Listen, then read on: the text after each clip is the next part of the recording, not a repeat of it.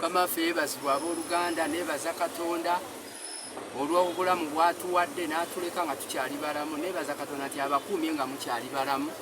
Neebaza Katonda olw'obuweereza buno, olw'abaganda bange abaviewinga, abasubscribinga. Nzize okwebaza Katonda era nga neebaza Katonda ku lwammwe kubanga ndaba muviewinga ate musubscribinga. Olw'ekigambo kya Katonda kino mbeebaza nti mweyongerere ddala okuviewinga kubanga tumanya ebyama eby'obwakabaka bwa Katonda. Era mbasaba Mukama abagabirire musubscribinge, abawe ssente ezisobola okubeera nga zisharinga ekigambo kya Katonda ekyo kubanga nammwe mubeera muweereza Katonda. Kubanga twasoma ku kanisa ziri 7 kati twazimaliriza kubanga twagenda tusomako kitonotono olw'obudde. Kakati tugenda kukwata ate ku kirala naye nzikiriza Katonda nti bwe munaabeera musubscribinga mugenda kubeera ng'Omwoyo Omutukuvu alina engeri gy'agaziyamu ekigambo ekyo nga naawe oyongera okubeera ng'onoonyereza ng'Omwoyo Omutukuvu afuka amagezi n'okumanya ku bulamu bwo then ng'onoonyereza nga naawe weeyongera mu Katonda kubanga Bayibuli egambye mu Proverbs 8:17 ti njagala abo abanjagala n'abo abanyiikira okunnoonya balindaba. Mukama waffe yeebazibwe. Nzikiriza nti munyiikirire mu kigambo kya Katonda, munyiikirire mu kunoonya, mugenda kulaba nga mumanya ebyama by'obwakabaka bwa Katonda. Nzikiriza nti Katonda eyatandika omulimu mu ffe agenda kugumaliriza. Nkusaba muganda wange mwannyinaze beera ng'osubscribinga ng'osharinga kubanga tubadde tusoma ku kanisa 7 kanisa 7 zikwata ku bulamu bwaffe. Nabagambako nti mu Bakolinso ekisooka essula ya 6:19 nti ffe kanisa Omwoyo Omutukuvu atuula mu ffe. Kakitegeeze kanisa ezo ffe ffennyini tubeera tuyigirako. Naye era mbasaba mweyongere okubeera nga mubiwuliriza era nga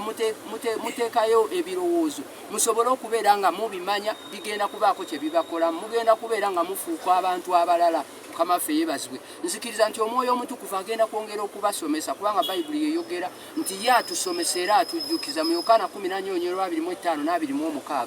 Naye nzikiriza nti ekkanisa ezo 7 zoogera ku bulamu bwaffe. Mbadde nkusaba muganda wange bwe mba njigiriza ebintu bino eno totya, eno enjiri si yakutiisa, eno enjiri yakubuulira amazima kubanga Bayibuli egamba nti oyo alimanya amazima gali mufuula ow'eddembe kubanga ekyamazima kiri nti ebyawandiikibwa ebyo byatuwandiikibwako oba byatuteerwawo tusobole okubimanya mu zino ennaku ez'oluvannyuma. Muganda wange mwannyinaze bwe mba mbuulira ebigambo bino totya nti oba mba nkutiisa, nedda. Tulina okulaba amazima kubanga Bayibuli eyogedde mu Revelation chapter 1:3 nti oyo alina omukisa awulira n'oyo asoma obunnabbi obuli mu kitabo ekyo. Kati muganda wange nkuzaamu amaanyi, yongera okubeera ng'osoma Bayibuli yo, yongera okubeera ng'oli mu Katonda kubanga ekyamazima amazima go gakaawa naye amazima gali nti tuli mu nnaku za luvannyuma. Tunulira abantu bwe bali ono ne yeekumako omuliro ono n'akola bw'ati kwegamba n'olaba omuntu ng'akola ekintu kyatasaana kukola. Olw'okuba kiki ennaku ze tuli mu nnaku za luvannyuma kitegeeza we have to be prepared. You never know kubanga omuntu agenda eno nadda eno, omuntu bw'agenda olumu tadda, olumu bw'akwata eno ono tadda bw'atyo. Kakati kituufu ekyamazima tulina okumanya tugenda wa mu butuufu obulamu buno obulamu bumpi naye ate waliwo obulamu obugenda okubeera obw'olubeerera bwe bulamu obwa kitaffe kuba Bayibuli egambye mu Bafiripi 3 olunyiriri lwa 2 lugamba nti nno ewaffe mu ggulu gye tulindirira omulokozi okuva. Gano ge mazima muganda wange mwannyinaze. Ekyamazima kiri nti tulina okubeera prepared.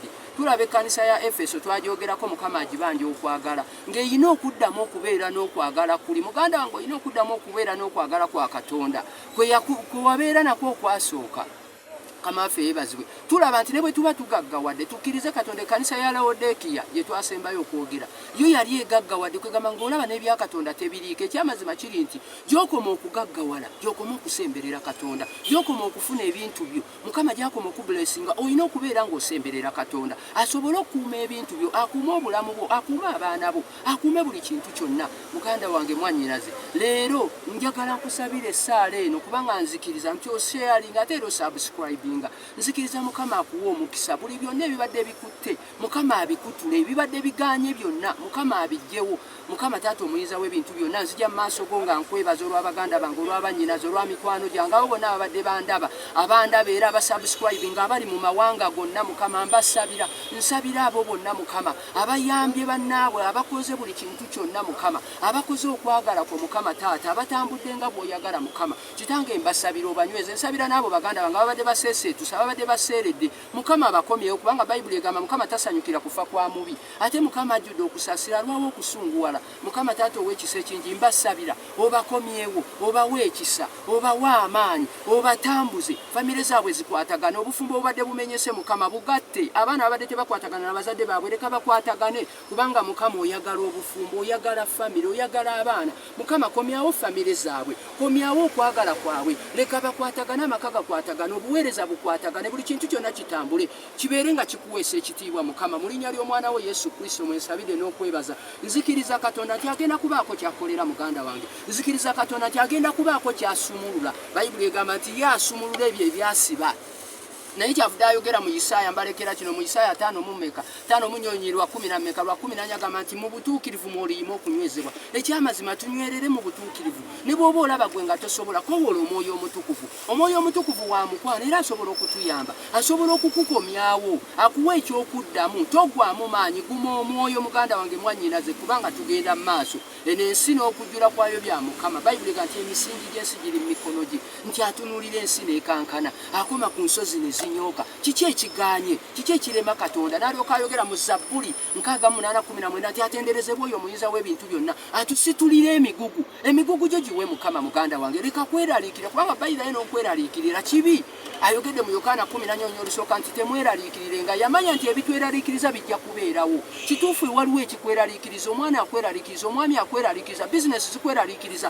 ebintu tebitambula bulungi naye guma kubanga ali wamu naawe mukama waffe yeebazibwe nzikiriza katonda nti agenda kubeera wamu naawe nkowoola omwoyo omutukuvu bayibuli egambye mu lubereberye Sula esooka 2 nti ensi yali yeetabudde omwoyo omutukuvu n'amaamira nkowoola omwoyo omutukuvu amaamira ebyo byonna ebibadde bitabusetabuse ebikutabuseeko abaana bo bakutabuseeko omwami akutabuseeko omukyala akutabuseeko bizinesi zikutabuseeko obuweereza bukutabuseeko buli kintu kitabuse otabuse mu katonda nkowoola omwoyo omutukuvu amaamira obulamu bw'amaamira endowooza yamaamira okutegeera kwamaamira buli kimu kyonna mu Kristo Yesu nzikiriza nti mukama ali wamu naffe ate bayibuli eyogedde bayirawe nga maliriza Zabbuli 25 olusooka nti abamwesiga babeera ng'olusozi Sayuuni olutajulukuka muganda wange weesige katonda muganda wange yimirira mu katonda kubanga katonda waali okuyamba waali okusaasira waali okulokola ddamu amaanyi okuma omwoyo nebaza katonda nti olw'ebigambo ebyo mukama agenda kusumulula agenda kubeera naawe agenda kukuuma ogenda kutambula naye ekyenkusaba tandika